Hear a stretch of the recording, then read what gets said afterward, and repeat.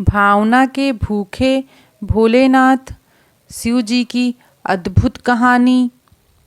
एक गांव के बाहर छोटा सा शिव मंदिर था जिसमें एक वृद्ध पुजारी रहते थे।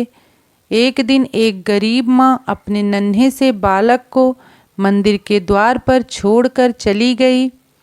बहुत खोजने पर भी पुजारी जी को बालक के परिवार का कुछ भी पता न चला। जब गांव का भी कोई व्यक्ति उस बालक का लालन पालन करने को तैयार न हुआ तो पुजारी जी ने भगवान शिव की इच्छा समझकर उस बच्चे को अपने पास रख लिया और उसका नाम महेश रख दिया। गांव के श्रद्धालु भक्तों में से जो कुछ प्राप्त होता उसी से भगवान शिव का, पुजारी जी का और बालक महेश का किसी तरह गुजारा चलता। यदि किसी दिन कम भी पड़ता तो पुजारी जी बालक और भगवान को भोग लगाकर स्वयं गंगा जल पीकर रह जाते। धीरे धीरे महेश बड़ा होने लगा और अब वह पुजारी जी के कामों में हाथ बटाने लगा। वृद्ध पुजारी जी के कुछ आराम मिलने लगा, इसलिए उन्होंने महेश को मंदिर की सफाई, भगवान शिव की पूजा और उनको भोग लगाने और उनकी आरती करने की विधि अच्छी प्रकार से समझा दी। बूढ़े हो चुके पुजारी सिर्फ भगवान के नाम का जाप करते रहते थे। एक दिन भगवान शिव के मंगलकारी नाम शिव शिव का जाप करते हुए उनके प्राण छूट गए। अब बालक महेश का इस संसार में भगवान शिव के सिवा और कोई न सहारा था। पुजारी जी ने महेश दास को यह 3 बातें बताई थी। ये 3 बातें महेश दास ने कभी नहीं भूली। भगवान भोलेनाथ को ताज़ा व स्वच्छ बने हुए भोजन का ही भोग लगाना, भगवान को भोग लगाए बिना स्वयं कुछ भी नहीं खाना, भगवान शिव पर विश्वास रखकर कभी भी किसी भी वस्तु का, धन का, अन्न का संग्रह न करना। यदि कोई भक्त पहले से बना भोजन या मिठाई मंदिर में दे जाता तो वह बालक महेश उसे गरीबों में बांट देता। वह ताजी रसोई बनाकर ही भगवान को भोग लगाता, उसके बाद ही स्वयं प्रसाद ग्रहण करता और यदि बचता तो उसे बांट देता।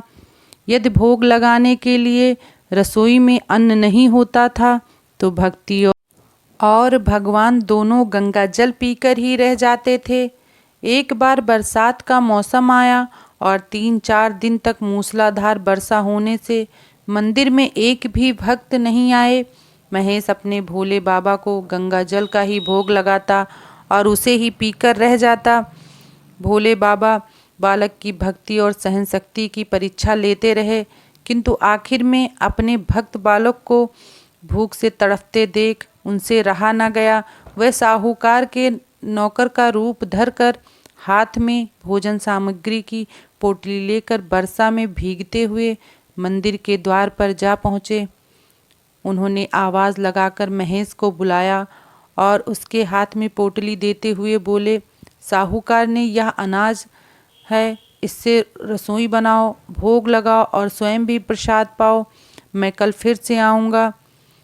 महेश ने आशीर्वाद देकर उसे विदा किया। पूरे बरसात के मौसम में भोले बाबा नौकर के भेष में महेश दास को रसोई का सामान देने आते रहे और स्वयं भी गर्मा गर्म रसोई का भोग पाते रहे। एक दिन भोले महेश ने सोचा कि 4 महीने से भी ज़्यादा हो गए हैं और एक दिन भी साहूकार प्रसाद लेने नहीं आया।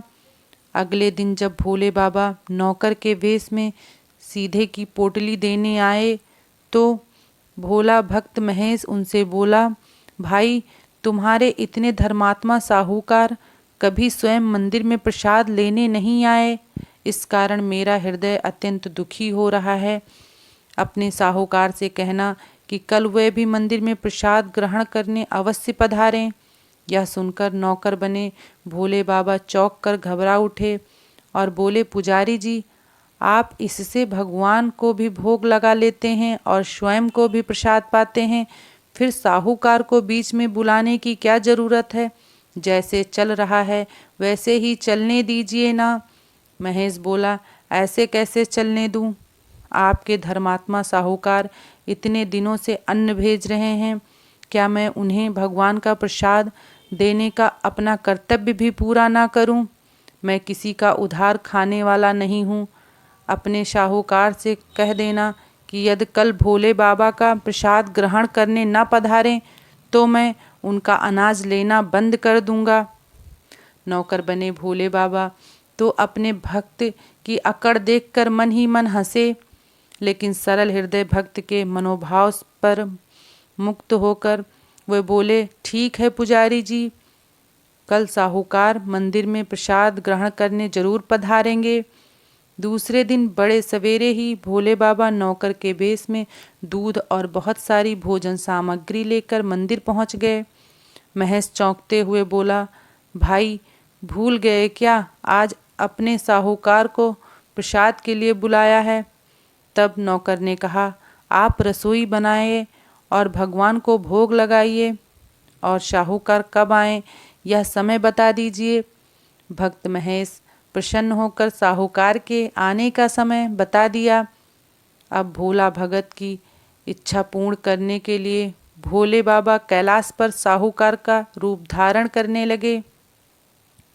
रसोई बनाकर महेश भगत पुनः स्नान करने चला गया ताकि स्वच्छ वस्त्र पहनकर भोले बाबा को भोग लगा सके और साहूकार को उनका प्रसाद दे सके। जब भक्त महेश स्नान करके लौटा तो देखा साहूकार प्रसाद ग्रहण करने के लिए स्वयं आए हैं। महेश ने राम राम की, उन्हें आसन देकर बैठाया और बोला, मैं अभी भगवान को भोग लगाकर आता हूँ, फिर आपको प्रसाद परोसूंगा। भावना के भूखे भोले बाबा से भूख सहन नहीं हो पा रही थी, इसलिए वे बोले, पुजारी जी भगवान को जल्दी से भोग लगाइए, मुझसे भूख सहन नहीं होती। भक्त महेश बोला साहूकार से, भूख तो मुझे भी बड़ी जोर से लग रही है, किंतु मैं अपनी भूख के कारण भगवान को भोग लगाना नहीं भूलता। यदि दुनिया के सारे लोग इसी तरह अपनी भूख के लिए भगवान को भोग लगाना भूल जाएं, तो भगवान तो भूखे रह जाएंगे। साहूकार बने भोले बाबा एक पत्तल उठाते हुए बोले, पुजारी जी आप भोग लगाइए, इधर मैं पत्तल परोस लेता हूँ, मुझसे भूख सहन नहीं हो पा रही है। महेश साहूकार बने भोले बाबा को डांटते हुए बोला, मैं जब तक भगवान को भोग नहीं लगा लेता आप रसोई के पास भी ना आ सकते। चुपचाप इधर बैठ जाइए और ओम नमः शिवाय का जपते रहिए। मैं अभी आता हूँ और आपको पेट भर भोजन कराता हूँ। साहूकार बने शिवजी डांट खाकर चुपचाप अपने आसन पर जा बैठे। जब भगवान शिव रसोई में जाकर देखते हैं बहुत सारे व्यंजन बने हैं। जब स्वाद चखा तो भोले बाबा को पता चला कि खीर में चीनी की जगह नमक है। तब तक महेश भगत ओम नमः शिवाय मंत्र का जप करते हुए आ पहुंचा। उसने भोग को रसोई में मिलाकर उसे पवित्र बना दिया और फिर साहूकार के सामने पत्तल परोसकर हाथ जोड़कर बोला, अब आप भी जी भरकर प्रसाद पाइए। भोले बाबा तो भक्त की भक्ति को देखकर इतना मगन हो गए कि रसोई में बना पूरा प्रसाद समाप्त कर दिया, और जब भक्त के खाने की बारी आई तब कुछ बचा ही नहीं था।